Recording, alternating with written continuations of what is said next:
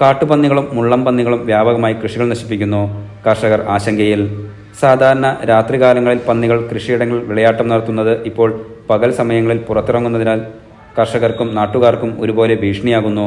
കൂട്ടമായി എത്തുന്ന പന്നികളും മുള്ളൻ പന്നികളും മതിലുകളും കമ്പിവേലികളും ഉൾപ്പെടെ എല്ലാ തടസ്സങ്ങളും നീക്കിക്കൊണ്ടാണ് നാമ്പെടുക്കുന്നതും വിളവെടുക്കാറായതുമായ എല്ലാ കൃഷികളും നശിപ്പിക്കുകയാണ്. ഓരോ വർഷം കഴിയുന്തോറും പന്നികൾ പെറ്റുപെരുകി നാടാകെ ഭീതിയിലാഴ്ത്തുകയാണ്. കഴിഞ്ഞ ദിവസങ്ങളിൽ മണ്ണാശ്ശേരി, കയ്യേരിക്കൽ ഭാഗങ്ങളിൽ നിരവധി കൃഷിയിടങ്ങളാണ് പന്നികൾ നശിപ്പിച്ചത്.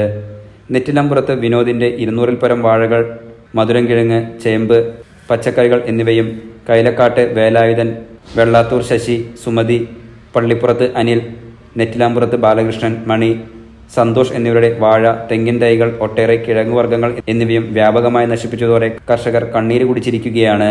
കൃഷിയിടങ്ങളിലേക്കുള്ള യാത്രയിൽ മുന്നിൽപ്പെട്ട് നിരവധി പേർ ഇതിനകം ആക്രമണത്തിൽ നിന്നും തലനാരിഴയിൽ രക്ഷപ്പെട്ട സംഭവമുണ്ടായിട്ടുണ്ട്.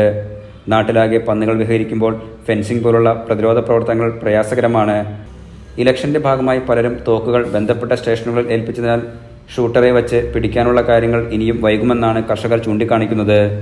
എങ്ങനെയായാലും ഇതിനൊരു സ്ഥിരം പരിഹാരമായില്ലെങ്കിൽ കൃഷി ഉപേക്ഷിക്കേണ്ട അവസ്ഥയിലാണ് കർഷകർ. ഭയമില്ലാതെ പുറത്തിറങ്ങാൻ പറ്റാത്ത അവസ്ഥയിൽ നാട്ടുകാരെയും കർഷകരെയും രക്ഷിക്കാൻ അധികൃതർ കണ്ണു തുറക്കണമെന്ന ആവശ്യം കൂടുതൽ ശക്തിപ്പെട്ടിരിക്കുകയാണ്. Enlight news, Mukkam.